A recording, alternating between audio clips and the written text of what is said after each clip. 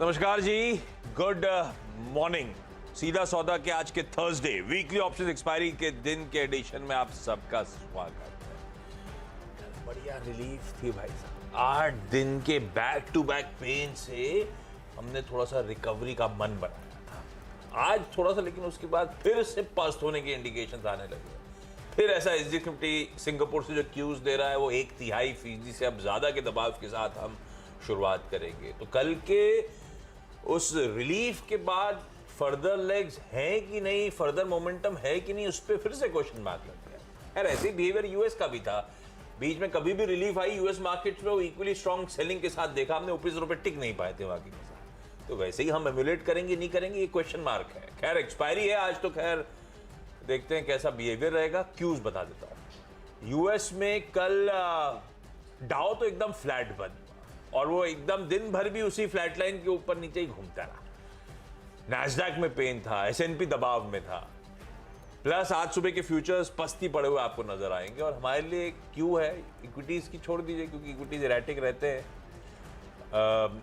थोड़ा से हॉकिशनेस का तड़का बढ़ रहा है। अब ये 22-23 की शायद मीटिंग है, नीरज जी जो बताते रहते हैं FOMC की, उससे पहले बॉन्ड यील्ड फिर इंचअप करके 4% के ऊपर पहुंच गई। डॉलर इंडेक्स तो बीच में 105 का हुआ दिखाई चुका है। ये सब हो रहा है, तो अब इस बीच देखते हैं कैसा मूड वॉल बनता है। एक काम करिए, जरा जूम इन करिए, हमारी पिच दिखाइए। पूरा स्टैंड भरा हुआ है, आपको स्टेडियम देखिए आप, खचाखच भरा हुआ है। और ये मैच शुरू होने से पहले ही, तो मतलब अंपायर का टॉस और कमेंट्री बड़ी इंपॉर्टेंट है।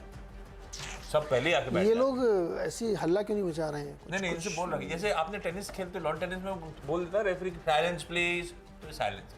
जब हम लोग हटते हैं ऑन एयर तब वो पीछे हल्ला मचता है, फिर वो साइलेंस। हम लोग एकदम साइड में जाके बोलते हैं। मैच के समय बोले ना, जब पिच के समय तो कहते हैं कि हम लोग का डिस्ट्रैक्शन होता है प्लेयर्स का। ओके। हालांकि मुझे तो अच्छा लगता है सब बात करें आपस में। वही तो थोड़ा शोर शराबा जोश में, ठंडे पड़ गए सब। बॉन्ड यील्ड देख के पहले इसमें पता है एटलीस्ट पिच रिपोर्ट के टाइम पे कुछ सेल्फी क्लिक करने वाले भी, वो क्या कैमरे से लाइट घूमते रहते साइड में, तो लोग हमारी फोटो खींचे, ऐसा लगना चाहिए ना। चीयर लीडर्स घूमने चाहिए इधर। यार लालची होते जा रहे हैं। पिच कैसी है, हरियाली क्यों दिख रही है? क्योंकि पिच एकदम हरी है। देखो कल क्या हुआ, कल जो देखो बॉन्ड यील्ड, यार क्या बताएं, डेट वाला जो मामला है ना वो ओवरटेक कर रहा है। मैं आपको डिटेल नहीं बता कि एक बहुत महत्वपूर्ण बात बताता हूं। ये डेट वाला मामला ओवरटेक कर रहा है बॉन्ड यील्ड। ये कि हम ये धीरे-धीरे हम 50 बेसिस पॉइंट को डिस्काउंट कर रहे हैं, क्या ऐसा हो रहा है क्या कि हम लोग अभी एक्सपेक्ट कर रहे हैं? आपने 50 डिस्काउंटिंग शुरू कर दी है। हाँ। क्योंकि अब बहुत मुखर होकर फेड ऑफिशियल भी बोलने लगे हैं। बड़े दिन से कोई बोला नहीं, आज शाम को बोलेंगे तो पता नहीं, आज बोले ना, कल भी कल 2 फेड ऑफिशियल्स बोले थे। एक ने कहा कि 24 में भी 5.25% सस्टेन करनी चाहिए, दूसरे ने कहा 50% बढ़ाओ मार्च में। हाँ। तीसरी जो नई बात मैं आपको बता रहा हूँ, इसको और डिटेल हम लोग 8 बजे एक्सप्लेन करेंगे। जो स्वैप मार्केट होता है, ओवर द काउंटर जहाँ पे बॉन्ड एक्सचेंज होते हैं, 5.25% का रेट चल रहा है वहाँ पे, 5.5 से 5.25। मतलब लोग उस भाव पे भी ट्रांजैक्ट कर रहे हैं, मतलब वो एक्सपेक्ट कर रहे हैं इस तरह की हॉकिशनेस आई। यस, वो चिंता की बात है कि अगर देखिए OTC बहुत बड़ा मार्केट होता है, बहुत ही बड़ा होता है वो। अगर वहाँ पे इस तरीके की लेन देन और पीक रेट जा रहे हैं तो ये कंसर्न बढ़ जाएगा फिर अगेन। तो इसलिए मैं कह रहा हूँ कि ये बॉन्ड यील्ड की जो चर्चा कल से मैं देखिए, अगर हमारा थ्रेड देखेंगे तो उसमें मैं इक्विटी छोड़ के सब बॉन्ड पे ही लिख रहा हूँ, क्योंकि वहीं सबसे ज़्यादा हरकत हो रही है, वहीं सबसे ज़्यादा चर्चा हो रही है। फेड के अधिकारी वही बोल रहे हैं, मार्केट वही बोल रहा है। 1 महीने से लेकर 30 साल तक के बॉन्ड यील्ड वही बोल रहे हैं। तो लेटेस्ट जो स्वैप मार्केट वाला है ना, ये भी मुझे एक चिंता की बात लग रही है। आज जर्मनी का इन्फ्लेशन आया जो 9.5 से ऊपर आने की संभावना है। कल फ्रांस का आया, बढ़ के ही आया है। और इधर मैं चाइना में रोबस्ट नंबर आपने कल बताया कि इतने ज़बरदस्त आए हैं। तो ये सब मिला के ना माहौल को गर्म नहीं होने दे रहे हैं। अब कल इतनी बेहतरीन रैली आई अपने मार्केट में, अब वो आज कैसे सस्टेन करेगी, ये थोड़ा डर बना हुआ है। इसलिए मुझे लगता है कि पिच जो है ना बिल्कुल घास वाली हो जाए, कुछ समय बाद एकदम घास ही घास दिखेगी वहाँ पे आपको। फुटबॉल खेलेंगे फिर क्रिकेट बाद, फिर क्रिकेट ठीक है भाई। आज का टीम लाइनअप दिक्कत वाली पिच है, इसमें कोई शक नहीं है। मैं अब क्या बेचूं क्या नहीं बेचूं, क्या रेट रखूं, बड़ा मुश्किल हो जाता है। तो मैं तो ग्रीन या जल्दी मैं खबरें ही टटोल रहा हूँ, और बड़े बड़े खबरें हैं तो उनको रेडार पर रखिएगा। वीकनेस आती है मार्केट में खुलते से, अगर हम दबाव के साथ 1 या आधे % घुस रहे हैं तो शायद और अच्छे मौके हो सकते हैं। खबरें देखिएगा, खबरों को वे करिए, आप पढ़ सुनने के बाद खुद ही समझ जाएंगे कितनी इंपॉर्टेंट है, कितनी नॉट सो इंपॉर्टेंट है, उसके बाद अपना फैसला सुनाइएगा या डिसाइड करिएगा।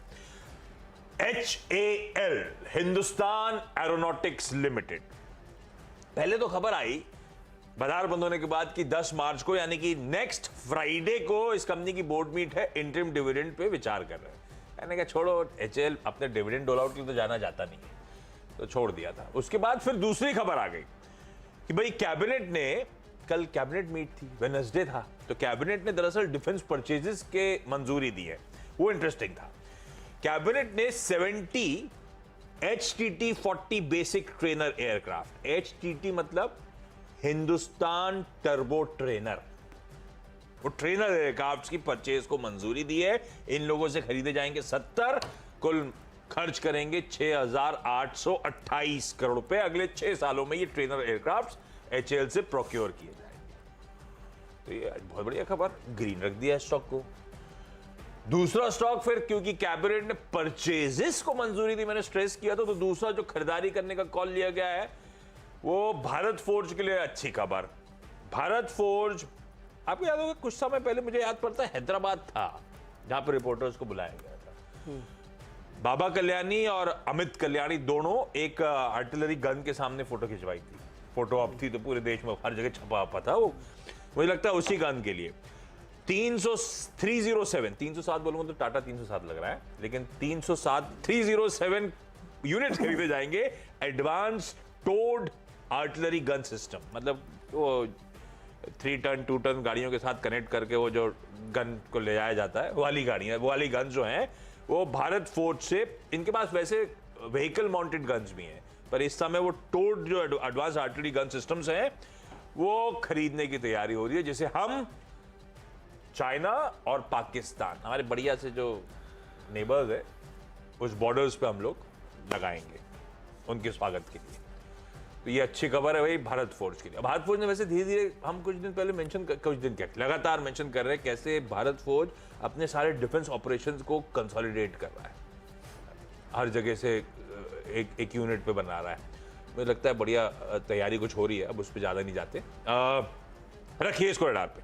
तीसरा, एक और अच्छी खबर, रेल विकास निगम लिमिटेड RVNL, भारत वंदे भारत, वो जो बढ़िया लगती है, वंदे भारत की जो ट्रेन सेट्स हैं उनको प्रोक्योर करा जाएगा। उसकी मैन्युफैक्चरिंग और मेंटेनेंस के लिए L1 यानी कि लोएस्ट बिडर के तौर पे सामने आए, यानी कि ऑर्डर, मुझे लगता है मेयर फॉर्मेलिटी बैग करेंगे।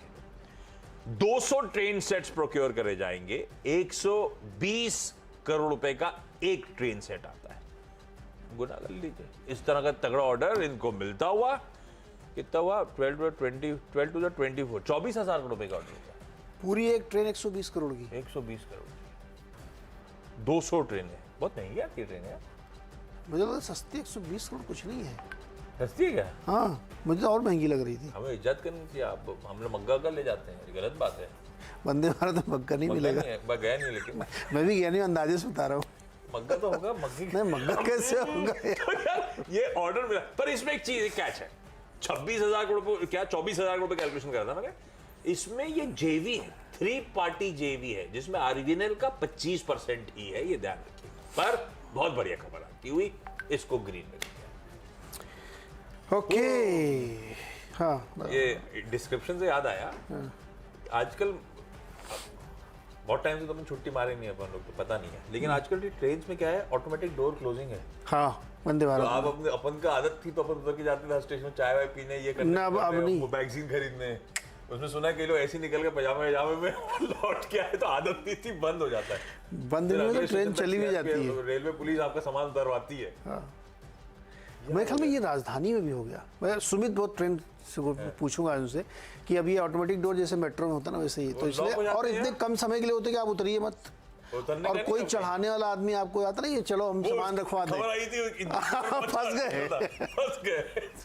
वो रिस्क नहीं लेने का आजकल, दूर से। एक बार से यात्रा मुझे करनी वंदे भारत की, यहाँ से अहमदाबाद चले। मुझे भी वंदे भारत जाना है एक बार। चलो अच्छा, फिर अच्छा मैंने एक वो विस्टा ड्रोम करके डब्बे हैं भाई साहब, वो विस्टा ड्रोम मतलब वो 360 डिग्री व्यू टाइप वाले डब्बे।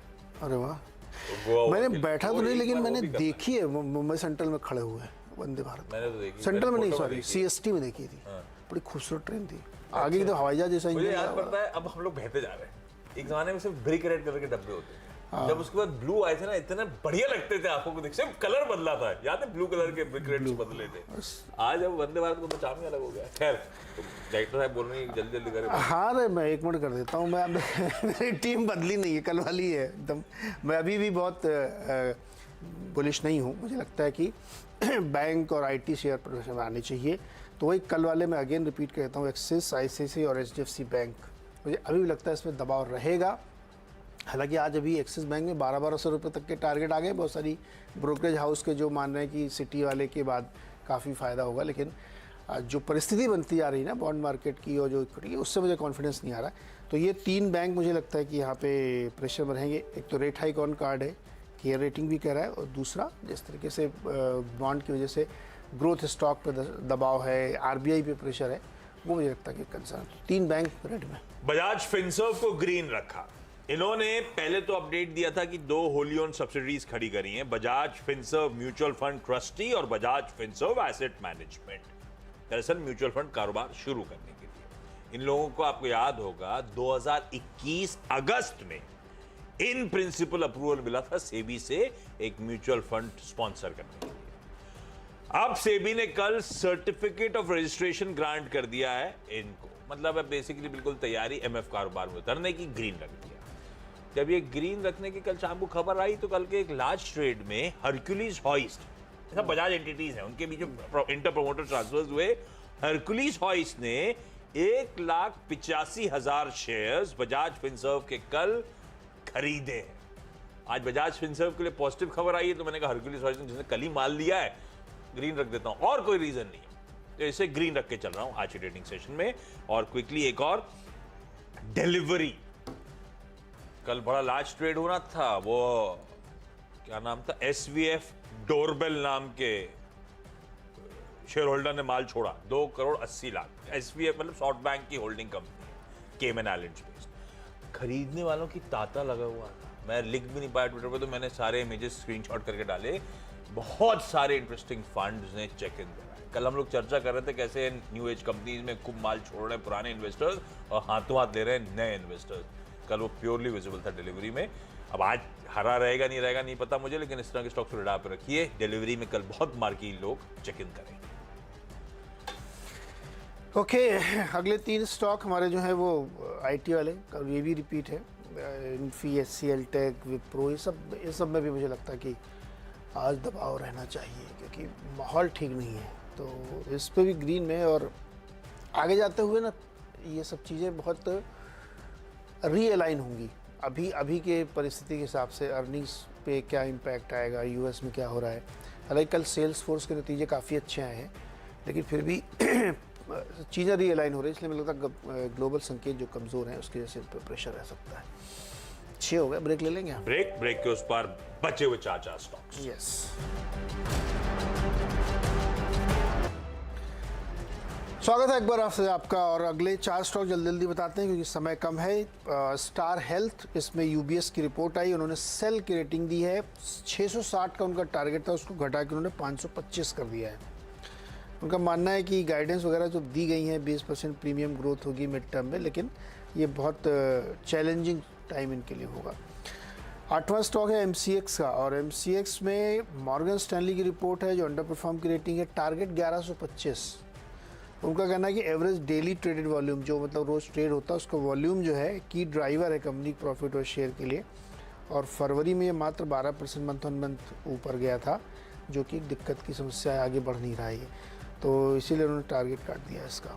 9 और 10 ऑयल इंडिया और ONGC, ये मुझे बढ़िया प्ले लग रहे हैं। ये नहीं कि $3-4 ऊपर क्रूड चला गया है, इस वजह से नहीं, डिमांड के जो एक्सपेक्टेशंस हैं ओपेक के, वो बढ़ के आ रहे हैं। और चाइना में आपने सुना ही होगा अभी कि बहुत बढ़िया नंबर्स हैं, इकोनॉमी ग्रोथ करी वहाँ पे, तो क्रूड में मुझे लगता है कि ऑयल इंडिया उसको ध्यान में रखना चाहिए। कल ये चला भी था 4%, लेकिन फिर भी मुझे लगता है कि ऑयल में भी और तेज़ी है, तो ONGC OIL ग्रीन में। MCX के साथ तो एक दिक्कत और है। क्या? सबसे देश की लीडिंग एक्सचेंज NSE को सेबी ने कल और कॉन्ट्रैक्ट लॉन्च करने की कच्चे तेल का नेचुरल गैस की कॉन्ट्रैक्ट लॉन्च करें। और समस्या बड़ी समस्या, कॉम्पिटिटिव एक्चुअली कॉम्पिटिटिव इंटेंसिटी ज्यादा, वो ज्यादा सरदर्द है इस समय। केएनआर कंस्ट्रक्शंस ऑर्डर बैक करा है, 6 lane access controlled green highway Andhra Pradesh में लगेगा, हैम बेसिस पे है, 665 करोड़ का ऑर्डर।